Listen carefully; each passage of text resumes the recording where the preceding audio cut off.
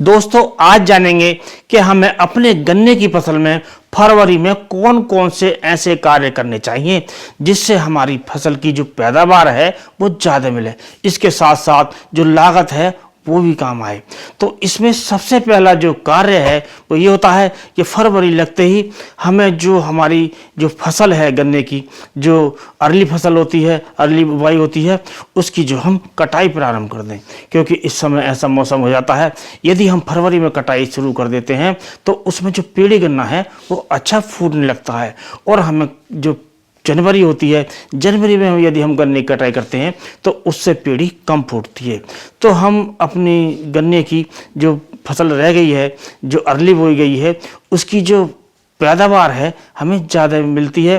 तो इसे हमें अपने खेत में कटाई करके मिलों को पहुंचानी चाहिए।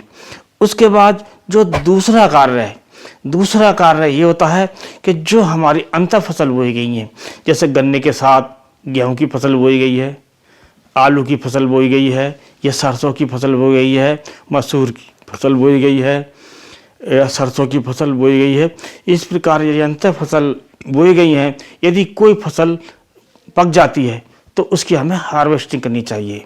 और जो फसल हमारी खड़ी हैं, जैसे गेहूं की फसल है, सरसों की फसल है, उसकी हमें देखभाल करनी चाहिए कि उसे सिंचाई की आवश्यकता है या नहीं है, या उसमें कोई कीट का रोग तो नहीं लगा है, कोई फंगस का रोग नहीं लगा है। क्योंकि फरवरी में जो थोड़ा टेम्परेचर बढ़ जाता है उसमें जो मुख्य कीट जो आ सकता है वो आता है माहू या चैपा भुनगा। तो उसके लिए हमें जो इमिडाक्लोपीड होती है उसका प्रयोग करना चाहिए। उसका जो प्रयोग है हमें 100 ml हमें 100 लीटर पानी में घोलकर स्प्रे करना चाहिए। जितने भी पानी की आवश्यकता हो उसे हमें करना चाहिए, और इस प्रकार हम स्प्रे करेंगे तो हमारी फसल विभिन्न प्रकार के रोगों से बची रहेगी। और दोस्तों इसके बाद जो तीसरा का जो कार्य आता है वो आता है कि जो हमारी गन्ने की फसल है अब जो परिपक्व हो गई वो कट जाएगी, लेकिन हमें आगे जो गन्ना बोना है फरवरी में, बसंतकालीन गन्ना बोना है, वो बोना है 15 फरवरी से। 15 फरवरी से मार्च तक हम इस गन्ने की बुवाई कर सकते हैं।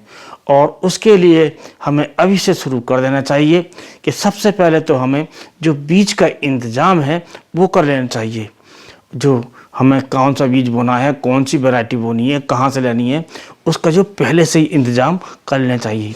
क्योंकि दोस्तों यदि हम हैंड टू हैंड इंतज़ाम करते हैं तो हमें या तो बीज मिलता नहीं है या काफ़ी महंगा मिलता है।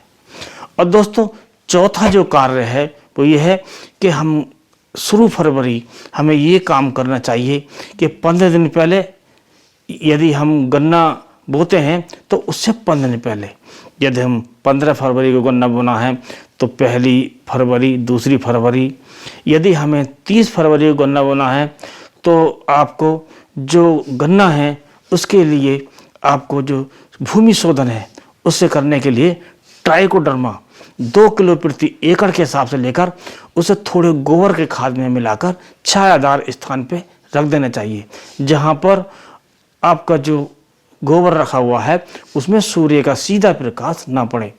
और उसमें 3-4 दिन के अंतर से बार बार फावड़े की सहायता से ऊपर नीचे कर देना चाहिए, और उसमें हल्का पानी छिड़कते रहना चाहिए, जिससे जो हमारा ट्राइकोडर्मा है वो काफ़ी शक्तिशाली हो जाएगा। और उसके कारण हमारी जो फसल है वो विभिन्न रोगों से बची रहेगी। और दोस्तों 5वां जो कार्य है वो ये है कि जो हमारा गन्ना है उसकी जब हम बुवाई करते हैं तो उसमें फर्टिलाइजर प्रयोग होती है।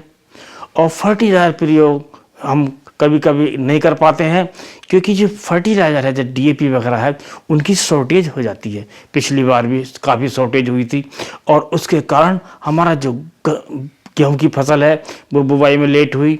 तो हमें जो खाद का जो प्रबंध है पहले से कर लेना चाहिए। और दोस्तों छठा जो कार्य है हमें ये करना चाहिए कि जो हमारी गन्ने की फसल है, ये हमारे जो अक्टूबर में, सितंबर में गन्ना बोया गया था, अर्ली गन्ना बोया गया था उसमें हमें देखना चाहिए कि पानी की आवश्यकता है या नहीं है, यह खरपतवार तो नहीं हो गया है। यदि खरपतवार हो गया है तो उसका निदान करें, चाहे हाथ मैनुअली करें या फिर हम जो विभिन्न प्रकार के खरपतवार नाशक होते हैं उनके द्वारा हम कर सकते हैं।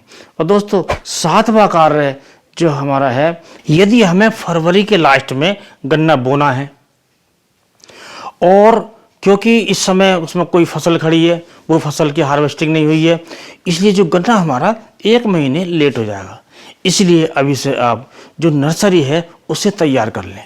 नर्सरी तैयार करने से हमारा जो गन्ना है करीब 1 महीना जो अगति हो जाएगा, या और पहले बोते हैं या जैसे गन्ना बाद में बोते हैं, मार्च में बोते हैं, तो हमारा जो गन्ना है करीब 1.5 महीने अगति हो जाता है। जो नर्सरी है वो 1 से 1.5 महीने तक की लगाई जाती है, जिससे जो हमारा गन्ना है वो अगति जाता है। और सभी जानते हैं जब अगति गन्ना होगा तो उससे जो हमें पैदावार ज़्यादा मिलेगी और उसमें खर्च भी कम आता है। और दोस्तों इसके बाद जो हमारा अगला जो गन्ना है, जैसे पीढ़ी गन्ना होता है, तो जब हम इस गन्ने की कटाई कर लेते हैं तो हम जितनी गन्ने की जो पौधे गन्ने की कटाई करते जाते हैं, तो जब मान लो हमने एक पर्ची डाल दी तो जो कटा हुआ भाग है उस पर ज़मीन पर हमें जो कार्बनडाजिम प्लस मैनकोजेब इसका स्प्रे कर देना चाहिए। इसका स्प्रे 500 ग्राम प्रति एकड़ के हिसाब से 200 लीटर पानी में घोलकर जो गन्ने की जो जड़ें होती हैं कटी हुई उन पर कर देना चाहिए। उससे जड़ें काली नहीं पड़ती हैं, लाल नहीं पड़ती हैं, अर्थात उनमें फंगस नहीं आती है, जिसके कारण जो हमारे गन्ने का जो फुटाव है वो ज़्यादा आता है और इसका जो परिणाम होता है वो पीढ़ी गन्ना काफ़ी अच्छा होता है और जिसके कारण हमारा जो गन्ना है उससे जो पैदावार ज़्यादा मिलती है।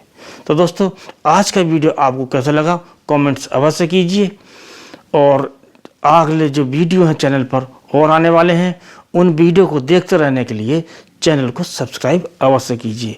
इसी के साथ इस वीडियो करते हैं समाप्त। अगले वीडियो में नए टॉपिक के साथ में मिलते हैं, तब तक के लिए नमस्कार।